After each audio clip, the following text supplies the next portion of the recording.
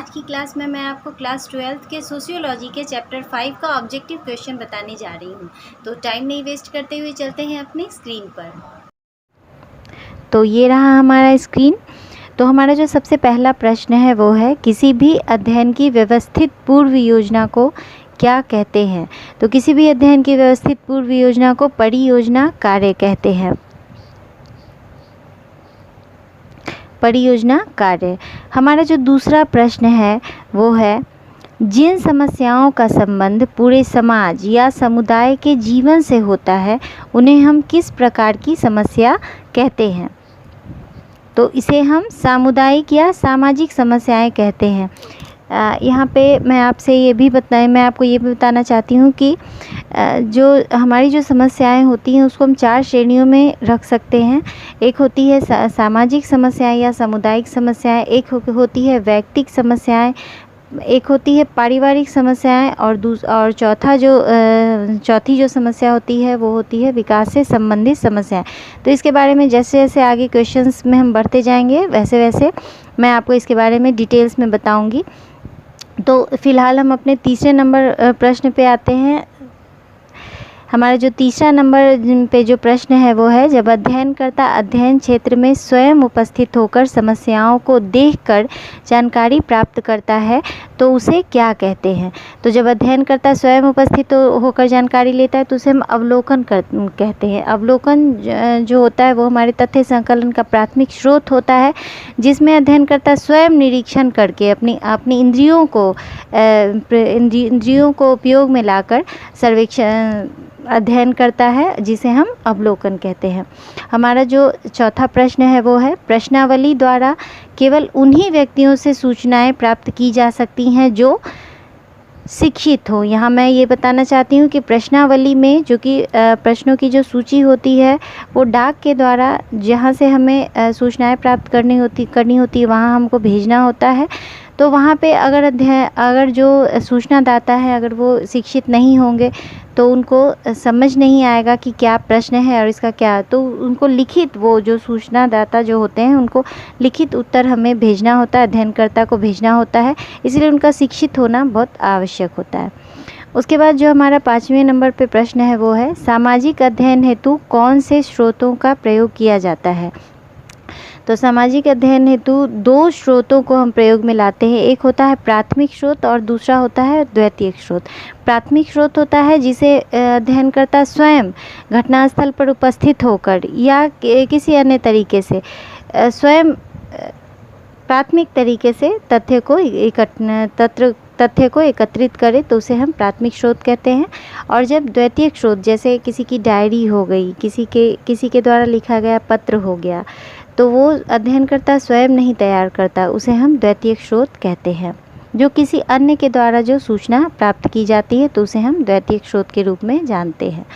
हमारे जो 6ठे नंबर पर प्रश्न है वो है, अनुसूची को सामाजिक अध्ययन की कौन सी श्रेणी में प्रयुक्त किया जाता है। तो अनुसूची को हम प्राथमिक स्रोत के रूप में प्रयोग करते हैं, क्योंकि अनुसूची में प्रश्नों की सूची को अध्ययनकर्ता स्वयं जहाँ पे हम अध्ययन कर रहे होते हैं वहाँ लेकर जाता है और उसके बाद वहाँ पे प्रश्न करके, उत्तरदाताओं से प्रश्न करके अपनी जो अनुसूची होती है उसको स्वयं भरता है।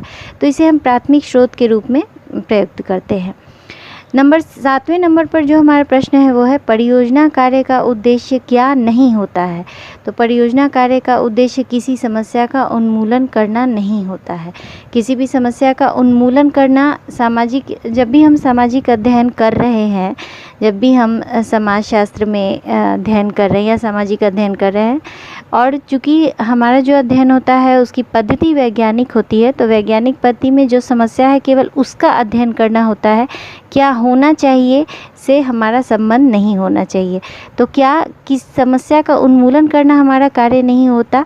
हमारा कार्य होता है समस्या को जानना, समझना, उसके कारणों को जानना, उसके पीछे के तथ्यों का पता लगाना। इससे हमारी वैज्ञानिकता बनी रहती है। 8वें नंबर पर जो हमारा प्रश्न है वो है परियोजना कार्य का प्रथम चरण क्या होता है। तो परियोजना कार्य का सबसे प्रथम चरण होता है विषय का चुनाव। जब तक हम विषय का चुनाव नहीं करेंगे हम अपने कार्य क्षेत्र में आगे नहीं बढ़ सकते हैं। उसके बाद जो हमारे 9वें नंबर पर जो प्रश्न है वो है वह स्थिति जो हमारे पारिवारिक जीवन के विघटन को स्पष्ट करती है उसे कौन सी समस्या कहेंगे। तो मैंने पहले क्वेश्चन में भी आपको बताया कि समस्याएं 4 प्रकार की होती है, जिसमें कि ये इस तरह की जो समस्या है जो कि पारिवारिक विघटन को बता रही है तो उसे हम पारिवारिक समस्या कहेंगे। वैयक्तिक समस्या, पारिवारिक समस्या, सामुदायिक समस्या और विकास से संबंधित समस्याएं, ये हमारी 4 तरह की समस्याएं होती हैं, जिसमें पारिवारिक जीवन के विघटन को स्पष्ट करने वाली जो समस्या होती है उसे हम पारिवारिक समस्या कहते हैं। हमारा जो 10वें नंबर का प्रश्न है वो है वर्तमान समय में विकास के साथ साथ जो समस्याएं उत्पन्न हुई हैं उन्हें हम क्या कहते हैं। तो 4 तरह की समस्याओं का जो हमने वर्णन किया है उसमें ये सबसे अंतिम प्रकार की समस्या है जिसको हम विकास से उत्पन्न होने वाली समस्या कहते हैं। तो विकास के साथ साथ जो समस्याएं उत्पन्न होती हैं उसे हम विकास से उत्पन्न होने वाली समस्याएं कहते हैं। 11वें नंबर पर जो हमारा प्रश्न है वो है निर्धनता, भ्रष्टाचार, क्षेत्रवाद आदि कैसी समस्याएं हैं। तो इस तरह की जो समस्याएं हैं उसे हम सामुदायिक या सामाजिक समस्याओं की श्रेणी में रखते हैं। 12वें नंबर पर जो हमारा प्रश्न है वो है परियोजना कार्य का अंतिम चरण क्या होता है। तो परियोजना कार्य का अंतिम चरण होता है रिपोर्ट प्रस्तुत करना।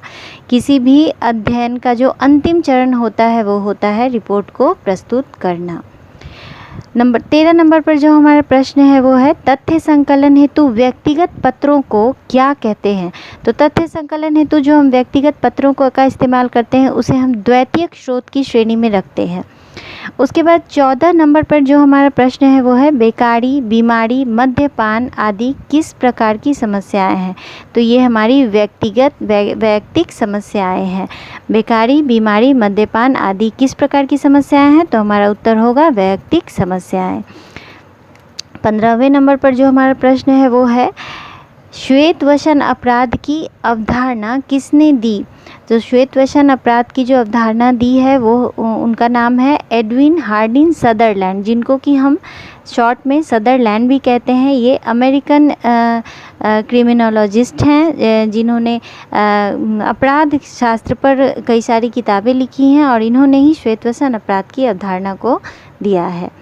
उसके बाद 16 नंबर पर जो हमारा प्रश्न है वो है समाज के किस वर्ग के द्वारा श्वेतवसन अपराध किया जाता है।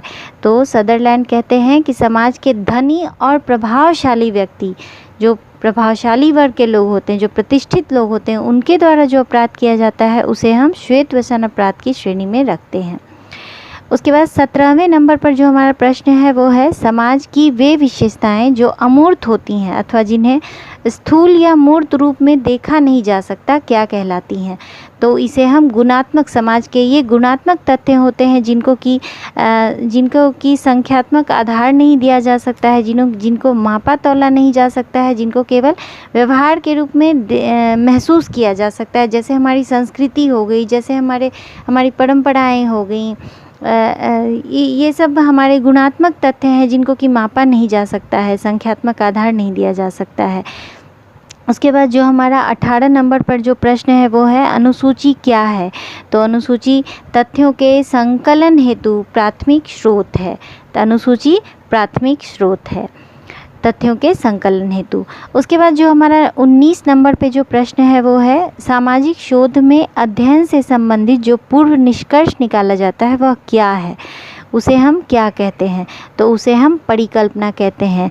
जब हम शोध करने चलते हैं उसके पूर्व जो हम उसके पहले कभी जब हम अध्ययन करते हैं उसके आधार पर जब हम पहले ही कुछ कल्पना करते हैं, अनुमान लगाते हैं कि इसका निष्कर्ष ये होगा, तो उसे हम परिकल्पना कहते हैं, जिसको कि इंग्लिश में हम हाइपोथेसिस कहते हैं। तो परियोजना कार्य में हाइपोथेसिस नहीं होता है, लेकिन जब हम सामाजिक शोध अनुसंधान करने चलते हैं तो उसमें परिकल्पना होती है। उसके बाद जो हमारा 20वें नंबर और हम पे जो प्रश्न है, ये हमारा अंतिम प्रश्न है, वो है विस्तृत क्षेत्र में कम व्यय से सूचना प्राप्त करने हेतु किस विधि का प्रयोग करना होगा। तो जब भी हमें विस्तृत क्षेत्र में कम खर्च करके और ज़्यादा से ज़्यादा लोगों के द्वारा सूचना प्राप्त करना हुआ तो हम प्रश्नावली विधि का प्रयोग करते हैं, क्योंकि इसमें हम अपने प्रश्नों की सूची को डाक के द्वारा अध्ययन क्षेत्र में भेज देते हैं और वहाँ पे जो सूचनादाता होते हैं वो एक समय में, कई सारे सूचनादाता एक समय में अपनी उत्तर को आपकी जो प्रश्नों की सूची है उसको भरकर आपके पास एक निश्चित समय उसमें दिया होता है, वो आपके पास एक निश्चित समय पर उसे पहुंचा देते हैं या उसे डाक के द्वारा भेज देते हैं। तो जब भी विस्तृत क्षेत्र में कम व्यय यानी कम खर्च करते हुए अगर सूचना प्राप्त करनी हो तो हम उसमें प्रश्नावली विधि का प्रयोग करते हैं। तो ये था हमारा आज का क्लास। अगर आपको ये वीडियो पसंद आता है तो आप चैनल को लाइक करें और अगर आप चैनल पे नए हैं तो इसको सब्सक्राइब करें। अगर आपको इससे संबंधित कोई समस्या है तो आप मुझे मेरे ईमेल आईडी पे भी कांटेक्ट कर सकते हैं। ईमेल आईडी मैंने डिस्क्रिप्शन में डाल रखा है। आप मुझे इंस्टाग्राम पे भी फॉलो कर सकते हैं, जिसका लिंक मैंने डिस्क्रिप्शन में डाल रखा है। तो चलिए अगली क्लास के लिए वेट कर लीजिए। तब तक के लिए थैंक यू।